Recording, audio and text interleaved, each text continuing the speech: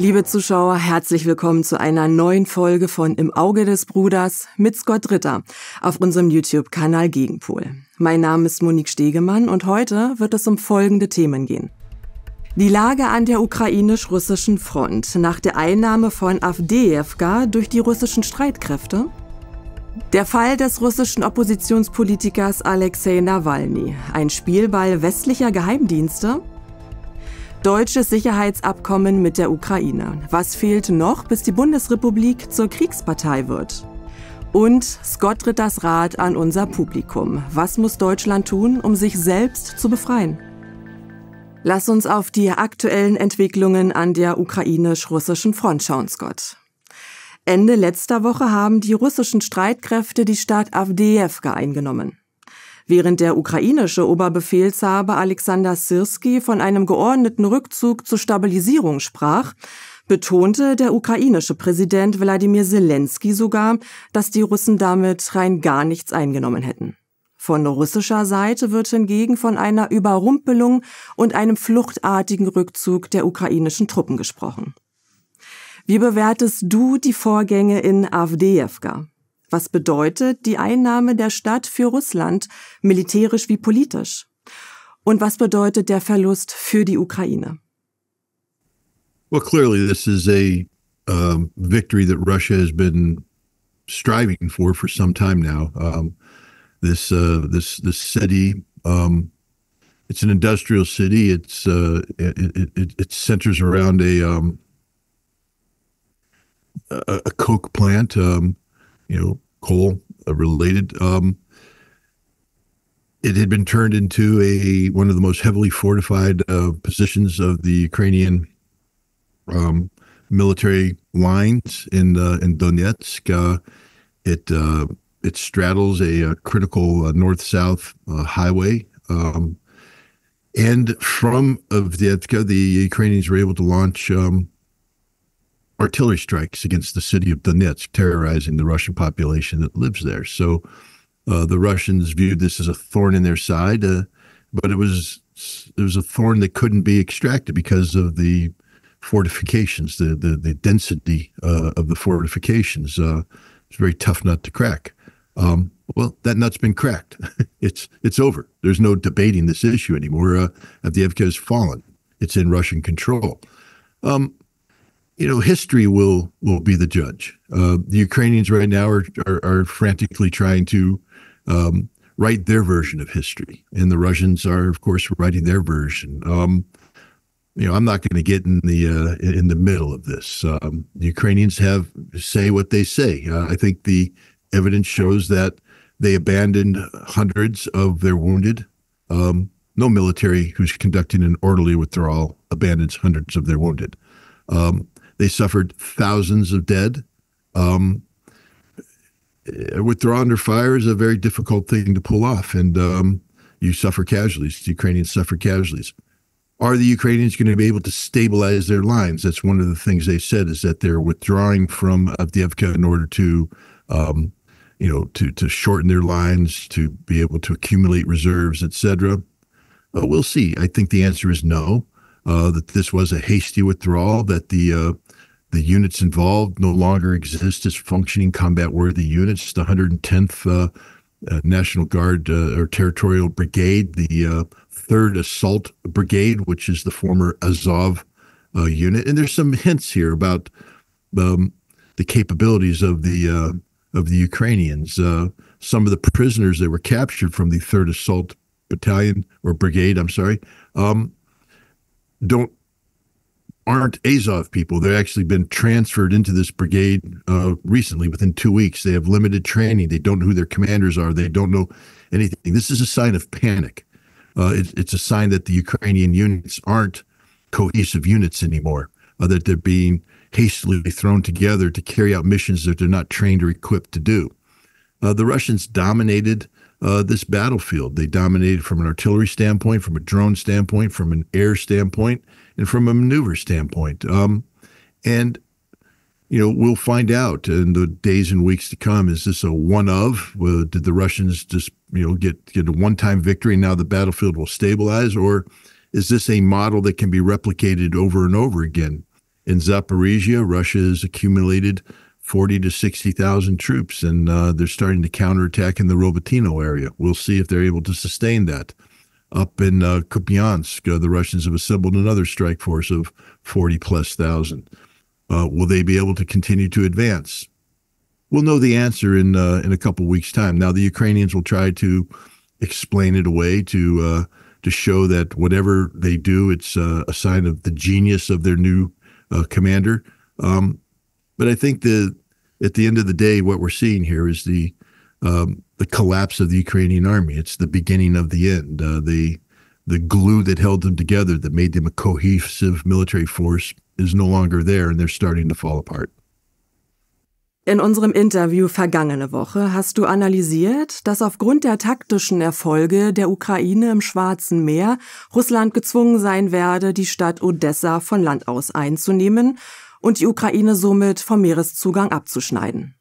Unsere Zuschauer haben gefragt, liegen solche Pläne wohl bereits vor? Siehst du, Scott, bereits russische Vorbereitungen dafür? Und in welchem Zeitrahmen könnte eine solche russische Offensive auf Odessa erfolgen? Well, one has to assume that the Russian general staff is professional, and therefore they have prepared plans. Just because you prepare a plan doesn't mean you're going to execute it. You need to have thought through what the problem is, how many forces you need, what the logistical requirements are, etc.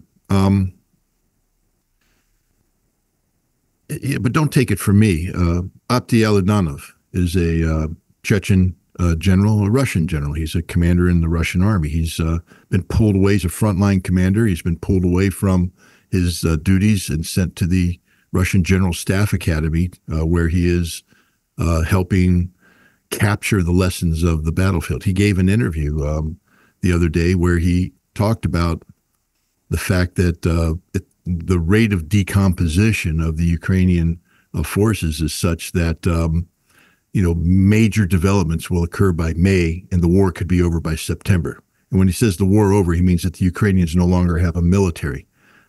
This isn't me speaking. I mean, I believe this. This is my assessment too, but it's coming from a frontline commander who's known for his not to be a wild-eyed person. He's a man who has performed well on the battlefield. He's very cognizant of the realities of the battlefield, and he's saying that the Ukrainian army will not be able to survive on the battlefield. They're being pushed back. And if you take his words and then you take a look at the Russian forces and where they're located, you see that the Russians are making a push towards Zaporizhia. And that logically means that they can pivot south towards Mykolaiv. And that logically means that they can push on, bypassing Odessa and link up with the Transnistria region, and that Odessa will eventually fall. I think this is the plan. I think the Russians have the forces accumulated to do this. And I think that the Ukrainian ability to defend against the Russian advance is rapidly dissipating. So I believe you're going to see the dramatic disintegration of the Ukrainian army along the front by May. That's the timeline that Abdi Aladanov has also spoken of. And I think you're going to see the end of this phase of the war by September, which means the occupation of Odessa, the occupation of Mykolaiv, Dnipropetrovsk, and Kharkov, because the Ukrainians simply will not have the ability to continue to defend these spaces. Im Westen hält sich hartnäckig der Glaube, dass Waffenlieferungen oder allein finanzielle Unterstützung die Ukraine zu einem Sieg befähigen könnte. Oder wenn nicht, so doch zu einem Friedensschluss mit vorteilhaften Konditionen. In den Medien kursieren Berichte über mögliche Wunderwaffen, die einen Umschwung auf dem Schlachtfeld erzielen könnten. Zuletzt war das zum Beispiel der deutsche Marschflugkörper Taurus. Aktuell wird über die Entsendung von britischen und kanadischen Drohnen diskutiert, etwa die vom Typ 800 Skyranger R-70. Diese Drohnen sollen mittels Schwarmtaktik die russischen Streitkräfte aufreiben.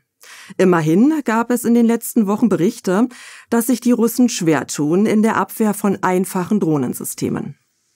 Was sagst du zu diesem Vorhaben, Scott? Wie können diese Drohnen eingesetzt werden? Und haben sie die Fähigkeit, das Blatt zu wenden für die Ukraine? I'm not a believer in miracle weapons. History has shown that there's no such thing as a miracle weapon.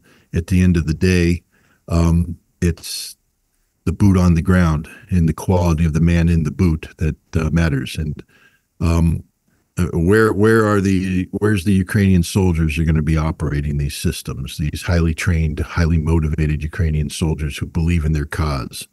The Russians themselves have admitted that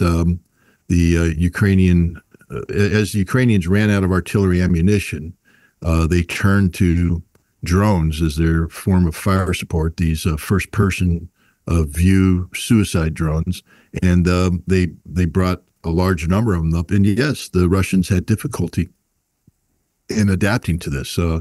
It's an effective weapon. But the Russians also are military professionals, and they quickly realized that for those drones to work, somebody has to be communicating with them. And the best way to stop these drones from flying is killing the people that are operating them. And the Russians have slaughtered these people. The Russians have targeted, the units, the men who are flying these drones. And the Ukrainians are not having effective drone operations today. So now they want to, bring in this miracle weapon, and maybe the first week that they use, if these weapons work as advertised, they've never been used before. So let's just say that hypothetically the Ukrainians are proficient in their use and they bring them in and they deploy them.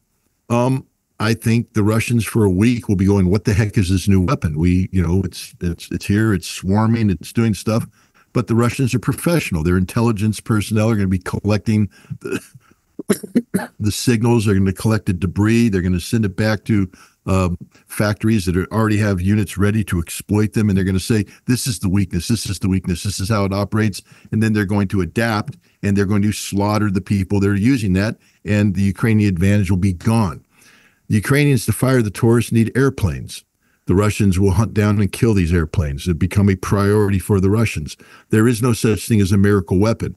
And there's nothing the Ukrainians are doing that's going to change the fact that on the ground, you have an army that's composed of people who've been thumped on the head, stolen off the street, given no training, and thrown forward. They don't want to be there. They are not going to fight and die for Ukraine in the numbers that are necessary for this defense. So there is no such thing as a miracle weapon. The West is only fooling itself, and there's nothing the West can do to change the trajectory of this fight.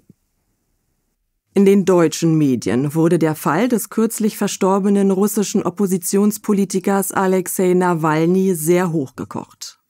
Unmittelbar erhob sich ein Aufschrei nach neuen Sanktionen gegen Russland. Ohne jede Untersuchung wird der russische Präsident Wladimir Putin als Drahtzieher einer unterstellten Ermordung Nawalnys dargestellt. Der EU-Außenbeauftragte Josep Borrell verkündete, das neue Sanktionspaket der EU gegen Russland werde den Namen Nawalny Regime tragen. In einem kürzlich gegebenen Interview bei Danny Haiphong hast du Stellung zur Synchronizität der Ereignisse genommen.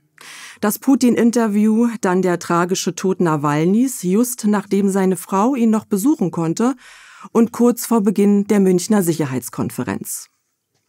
Kannst du diese Überlegungen für unser Publikum nochmals darlegen? Wie bewertest du den Fall Nawalny? Welche Verantwortung trägt die russische Justiz bzw. der russische Präsident Putin daran? Well, to the extent that the Russian judiciary held Nawalny accountable for his crimes and sentenced him for his crimes, I guess you can say they're responsible. I mean, if that's how you want to approach this. To the extent that Vladimir Putin is the president of Russia, who has created a system of laws where people are held accountable for their crimes through a judiciary, you can say he's responsible. But let's be honest here. The only one responsible is Nawalny. Nawalny made a series of decisions that were fatal to him, decisions that were also evidence of the fact that he wasn't you can't call him a Russian opposition leader, because to be a Russian opposition leader, you have to care about Russia. Nawalny never cared about Russia. Nawalny was a tool of Western intelligence services.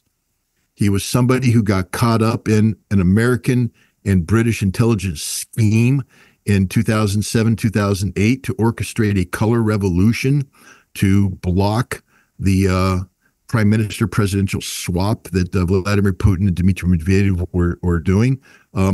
He later ended up going to Yale University, where he was groomed by the CIA for the sole purpose of coming in and blocking President Putin's attempt to come back as president in 2012. This is regime change operations being carried out not by the Russian people. An opposition figure goes and wades into the Russian people and says, I have a better idea. Vladimir Putin is a bad leader. I am going to fight corruption. I am here for you, the Russian people. I am a Russian, etc. Navalny didn't say any of that. He sat there and said, the CIA is paying me. I'm working off a script given to me by the CIA. He's a CIA operative. His organization was funded by British intelligence. There's a videotape of his deputy asking a British intelligence officer for $10 to $12 million to carry out their work. It exists. They are not Russian. They are traitors. You need to understand that right off the bat. He's not a Russian opposition figure. He is a traitor of Russia. He betrayed Russia. He was working for the CIA and MI6. End of story. Now, for all you Germans out there that want to say that you're somehow high and minded, before you start jumping on this bandwagon, I have a simple question for you. Why hasn't the German government released the laboratory results of the German military laboratory that did the testing of Navalny and claimed that he had Novichok poisoning? Why is it that the medical results that were released by German doctors don't show any evidence of Novichok poisoning? In fact, what they show is evidence of perhaps an overdose of antidepressant drugs. Could it be, Germans, that you were set up by your own government, that in order to, Navalny was he was neutered as a opposition figure by the Russian government, who found him guilty of crimes? If you're really interested in Germany, ask yourself, what was Navalny doing in Kirov region from November of 2008 until September of 2009? Has any of you wonderful Germans who are ready to destroy your nation in the name of Navalny, have you asked that question? Have you looked at the scheme that he did? Because he was broke. He had no money. Broke. So he went to Kirov to make money. How did he make money? He went to Kirov and he did a classic, used the government. Remember, this is Mr. Anti-Corruption Fighter, an anti-corruption fighter. And he went in and pulled a corrupt scheme. He went in and allowed himself to be presented as a representative of the governor of Kirov. He met with the director of a company that produces lumber, and he convinced the guy to sell to his trading company that he created lumber at a cut rate so that they could sell it at inflated prices and take a commission off of those inflated prices, making money. And then, to show you just how despicable this human being is, he then audited this lumber factory and found evidence of mismanagement, and he had the guy fired before dissolving his trading company and fleeing Kirov with lots of money in his pocket. And the Russians held him to account. They put him on trial. They found him guilty. He was neutered politically. He couldn't maneuver in Russia because he couldn't run for office. He couldn't do anything because he had this conviction. So what needed to be done? He needed to get out of Russia. But how does somebody who's convicted under house arrest get out of Russia? Oh, the Novichok. Yes, the world's most deadly chemical substance. I mean, one whiff of it kills millions. You can't recover from it. I mean, if it touches you, you boil into nothing and you die, like the Wicked Witch of the West in The Wizard of Oz. But Navalny apparently drank it in his tea, drank in his water, and it had impregnated his underwear, and he survived. He was never poisoned by Novichok. The German government knows this because they know there's no evidence of this. This is why they're suppressing it. They were part of an intelligence scheme to get Navalny out. He miraculously recovers from the Novichok poisoning. Miraculously. Nobody survives Novichok, but Navalny does. And then, while he's in his hallucinatory moment, He says, I want to make documentary films. Now, I've made documentary films. I made one. I'm making one now. They're very difficult things to do. It's hard to do it right. But suddenly he has a production crew ready. They fly to a German safe house in the Black Forest where suddenly in a month span, 1 month, he produces not one, but 2 documentary films. Putin's Palace, which is a hit job on Putin, designed to destroy the credibility of Putin, and then Nawalny, the Academy Award-winning documentary that elevates Nawalny to presidential status. This is the man that can lead Russia. Did Nawalny come up with this in his hallucination? No. These scripts were written by the CIA, by British intelligence, by German intelligence. And they produced 2 documentaries. Then what did Nawalny do? He went back to Russia. Why? Why would you go back to Russia? You're a convicted criminal. You violated probation. Because the CIA and the British believed that there was a lot of controversy going on in Russia about the 2021 constitutional changes that Putin was getting ready to do that would make Russia bomb-proof against CIA and British interference. Remember, the CIA and the British have been conspiring with Nawalny and others to remove Putin from power, interfering in the elections, regime change operations. Vladimir Putin's not an idiot. He and his supporters studied how they do this, and he passed laws that neutered their ability to covertly fund these opposition people with secret money. And then he changed the Constitution so that he can run for president again, not in 2 4-year terms, but 2 6-year terms. And then he moved power structures around so that no matter what happened to him, the system would survive. Not the system that the CIA wanted, the Russian system. And that's what's important here. Putin is a Russian leader, whether you like him or not. He's a Russian leader, and he's doing things for Russia. And the Americans were in a panic because they knew if Putin succeeded in that, it was over. You were never going to change this regime. They were stuck with an independent, strong Russia for a very long time. So Nawalny returned to Russia. He was arrested. 2 days after his arrest, or 2 weeks, I can't remember, they released Putin's Palace. Now, remember, the purpose of Putin's Palace was to get everybody outraged over Vladimir Putin's corruption and the corruption of his scheme, to delegitimize him in the eyes of the Russian people, to destroy the ability of him to win this referendum to change the Constitution. Except it turned out to be the dumbest thing in the world. Nobody believed it. It was an obvious cook. I mean, how do you come up with these sophisticated computer-generated graphics? Because the movie's full of these 3D graphics. Remember, Nawalny conceived this idea in October. In December, they started the production, and suddenly they have these graphics. Well, it was already built. The CIA had already done it, and they did a sloppy job because the CIA is not that good.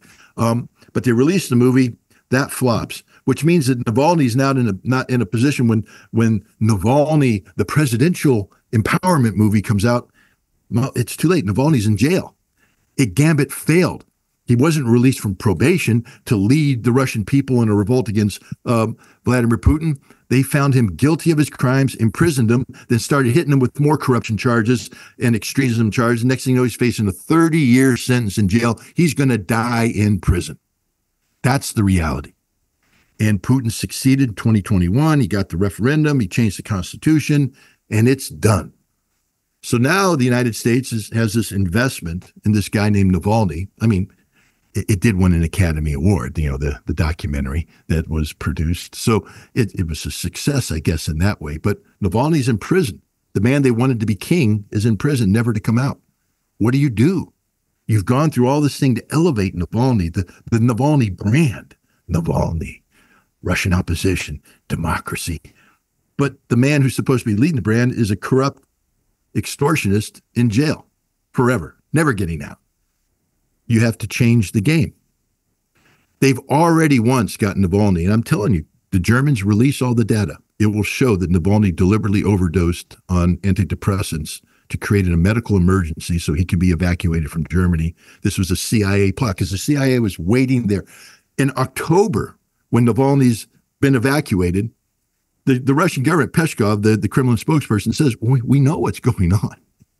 The CIA is there. He's working with the CIA. We know what's happening here.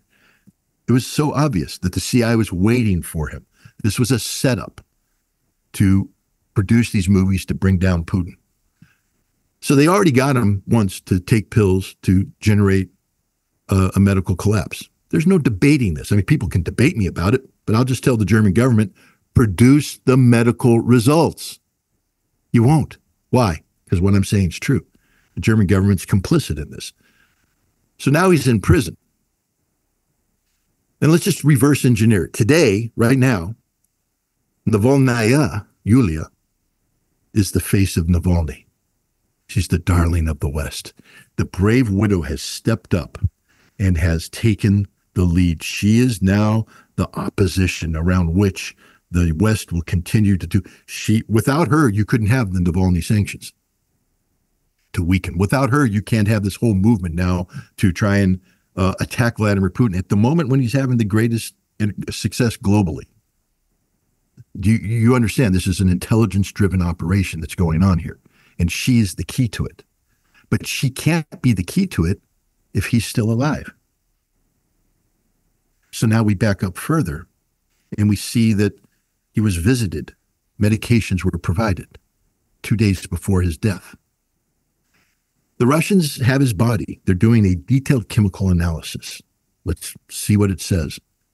But what I believed happened is a scene straight out of Godfather 2 at the end, when Frankie Pentangela betrayed Michael Corleone. And he was met by a lawyer in prison. And a deal was made that Frankie's family would be okay. Everything will be okay, Frankie. Everything will be okay. But Frankie, you know what you need to do. You need to kill yourself. You need to die. Look at Navalny, his daughter, Stanford education. The world is her oyster right now. She can go out now using the Navalny brand and she will survive. She will never want, his son will never want. His wife is the new darling of the West. Don't worry about anything, Frankie, Five Angels. Everything will be okay. You know what happened. I know what happened. Everybody knows what happened. Can it be proven? I don't think so. But connect the dots. Navalny was in prison, Navalny's lover, this boyfriend that apparently Navalny knew about. He did a video 4 days before Navalny's death where he talks about how their plans for, and again, if you're a Russian, please listen to this. Listen to that video. He and Navalny want to divide up your resources, not for the benefit of Russia, but for the benefit of international bankers, for the benefit of the West. It's the 1990s all over again. But it can't happen unless there's something dramatic that comes out of the prison. He said it 4 days before. Don't worry, Frankie, Five Angels. Everything's going to be okay. Der Fall Nawalny wird als Fanal genommen, um die Demokratie in Russland an sich in Frage zu stellen. Der Westen zeigt mit dem Finger auf vermeintliche politische Gefangene in Russland. Gleichzeitig sitzt der Journalist und WikiLeaks-Gründer Julian Assange seit fast 5 Jahren im Londoner Hochsicherheitsgefängnis Belmarsh und wartet auf seine Abschiebung in die USA. Ärzte und Menschenrechtler warnen seit Jahren davor, dass Assange an den Haftbedingungen und der Isolationshaft sterben könnte. Auch warnen sie vor einer Auslieferung an die USA, wo ihm 175 Jahre Haft, ein unfairer Prozess und Folter drohen. Von führenden westlichen Politikern ist im Fall Assange jedoch keine Empörung zu hören. Was sagt der Fall Assange über Demokratie und Pressefreiheit im Westen aus? Ist er mit dem Fall Nawalny vergleichbar? Well, it's not comparable because Nawalny was a traitor. Nawalny betrayed his country. Nawalny worked for the CIA. The CIA is trying to kill Assange. There's the difference. If you can't see that, then I can't help you. Nawalny was working with the CIA to undermine Vladimir Putin, not through democratic processes, but part of a coup d'etat. Navalny is the furthest thing from a democratic figurehead that one can imagine. He's a total artificial construct. Julian Assange is a journalist. He's exercising, through his journalism, the empowerment of the people so that the people can be fully informed about the crimes of their government. That is democracy. Democracy is the people holding their government accountable for the sins that are committed in their names. And what Julian Assange did is put the information on the table that said, you are being lied to. By whom? By the CIA, by the U.S. government, by the State Department, by the president, by the Secretary of State. Everybody is lying to you. That's democracy. Empowering the people so they can hold their representatives accountable. And for all you Germans out there, and again, I'm picking on the Germans because I think that's the focus here, you wonderful Germans that are going to support the Nawalny sanctions, who supported your government's role in facilitating an illegal coup d'etat, or trying to get an illegal coup d'etat in place in Russia. Will there be the Julian Assange sanctions when Julian Assange dies? Because he's going to die. He's going to die. And you murdered him. You're responsible. All of you. Every single one of you. You're sitting there right now supporting a CIA agent, Nawalny, and you're condemning the man who exposed the lies of the CIA, the lies of the U.S. government. The U.S. government, the same U.S. government, by the way, which blew up Nord Stream, your $12 billion energy security infrastructure project. God, if Julian Assange was alive, I bet you'd probably know about who blew up Nord Stream, because Julian Assange's mission was to find out these inconvenient truths and publish the documents that would show it. You miss Julian, don't you? Or actually, you're glad he's not there. That's the problem. You don't want to know the truth. Julian Assange would probably have uncovered the documents that prove that the Novichok attack on Nawalny was a lie. But you don't want to know the truth. You want to believe the lies. You enjoy being a tool of CIA manipulation. And you stand for nothing. You should be ashamed of your embrace of Nawalny. You're being used like a bunch of sheep, being led to your own slaughter. You're not defending democracy. You're defending lies. You're defending intelligence service manipulation of democratic processes. And you're allowing this journalist, this wonderful journalist who tried to empower you with knowledge and information, you're allowing him to die, to be murdered by the same CIA that gave you Nawalny. You disgust me. Lass uns nach Deutschland schauen. Ende letzter Woche haben Bundeskanzler Olaf Scholz und der ukrainische Präsident Wladimir Zelensky ein auf 10 Jahre ausgerichtetes Sicherheitsabkommen unterzeichnet. Darin verpflichtet sich Deutschland, die Ukraine militärisch, wirtschaftlich und finanziell zu unterstützen. In seiner Ansprache an das deutsche Volk beteuerte Scholz, es gebe keine Alternative, als die Ukraine zu unterstützen, as long as it takes. Auf Deutsch, so lange wie nötig. Auch wenn das deutsche Volk die wirtschaftlichen Folgen längst spürt, aber man müsse Europa schützen vor einer sich ausdehnenden russischen Aggression. Zum Abschluss seiner Rede beschwichtigte Scholz jedoch und sagte, es wird in diesem Krieg keine deutschen Soldaten in der Ukraine geben. Und das Sicherheitsabkommen bedeute nicht, dass Deutschland eine Partei des Krieges wird. Was sagst du dazu? Wie intensiv und wie lange muss Deutschland die Ukraine unterstützen, um schließlich doch eine Kriegspartei zu werden?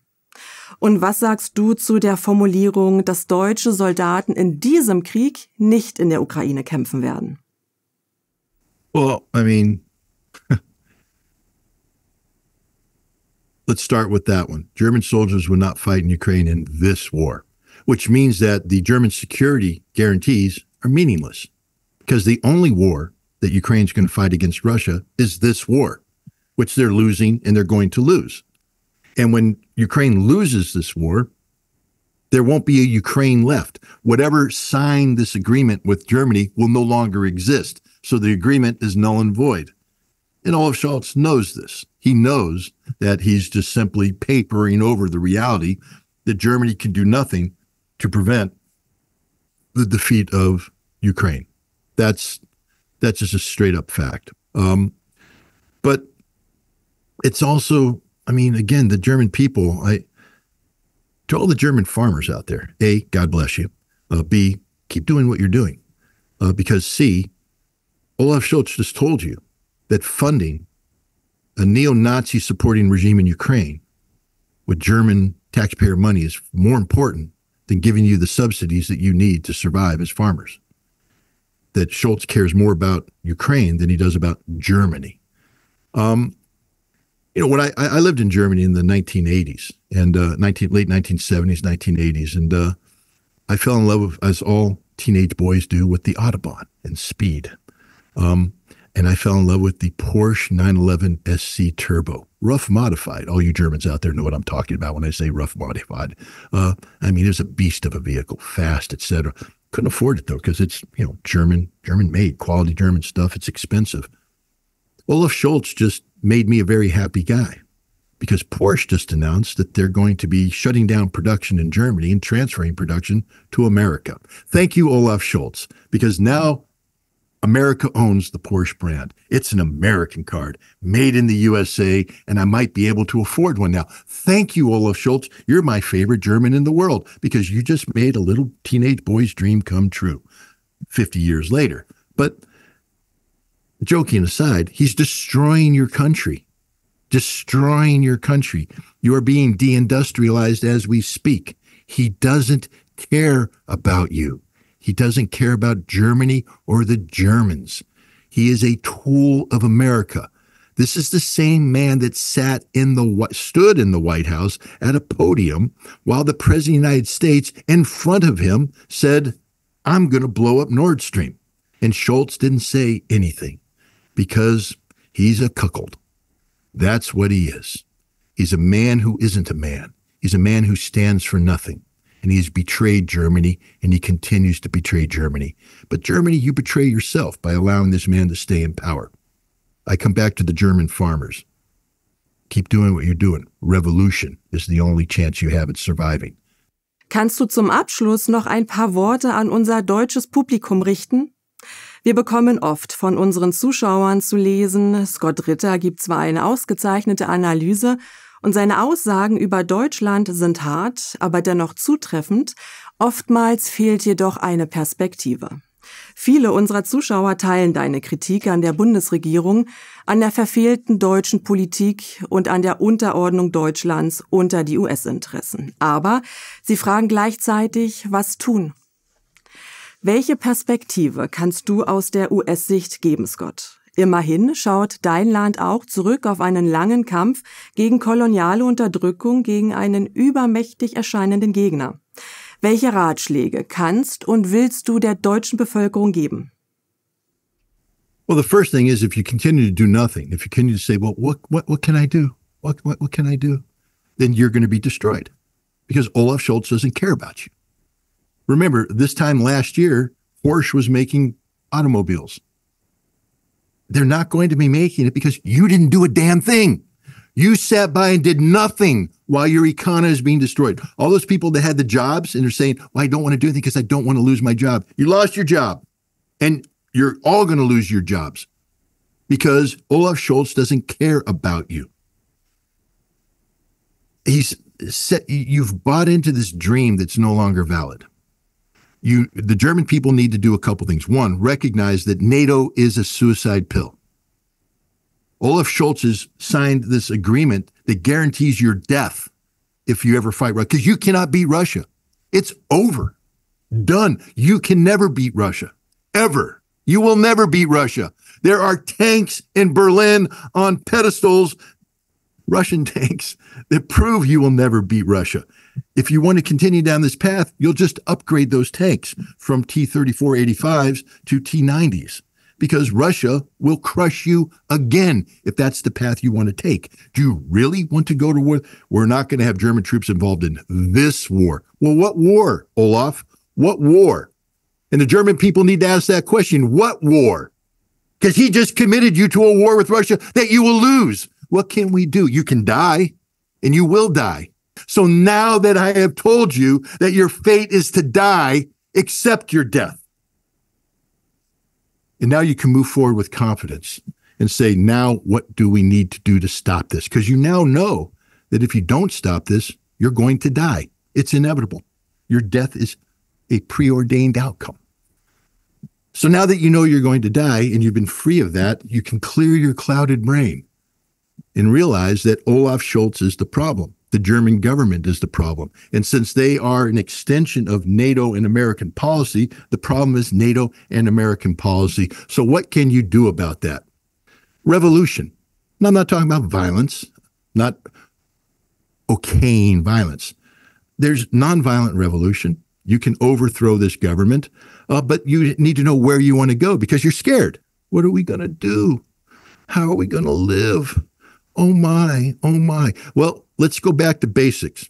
You need Russian energy. You need Russian energy. You need Russian gas.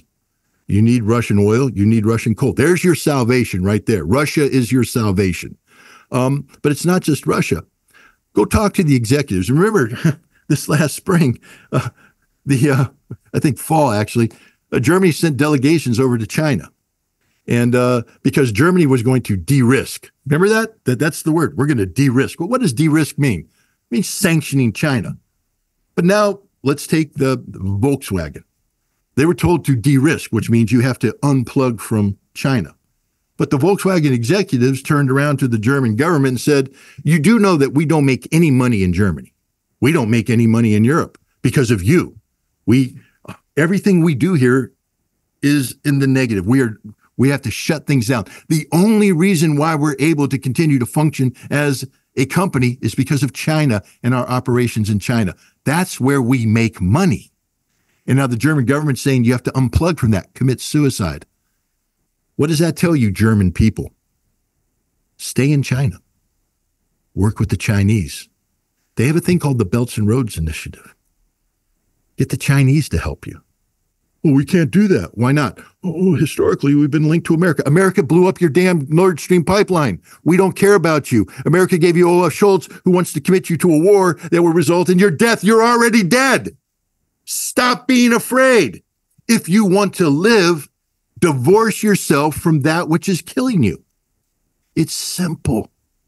Russian energy, Chinese economics, pivot to the East. There you are. Let me give you 5 letters that will be your salvation. VRICS.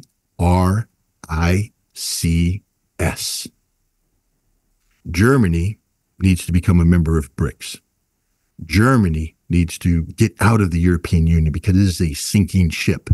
It has hit the iceberg and it's going down. And it doesn't matter how beautiful the music is played by the band on the ship. It's going to sink and everybody on that ship's going to die. The EU is finished, done. NATO is a poison pill. BRICS can be your salvation. Your economy needs large quantities of cheap energy.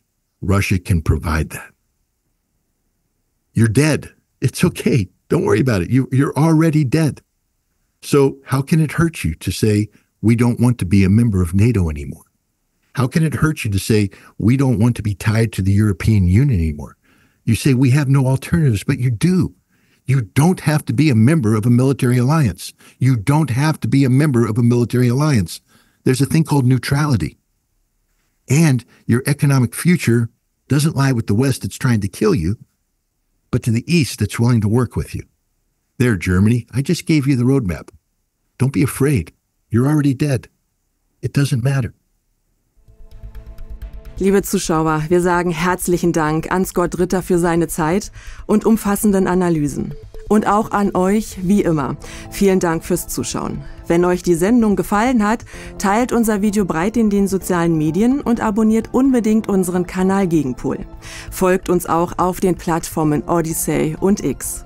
Und wenn ihr mal Fragen habt, die wir unbedingt an Scott Ritter stellen sollen, dann schreibt sie uns in die Kommentare. Ich sage Tschüss und bis nächste Woche bei Im Auge des Bruders mit Scott Ritter.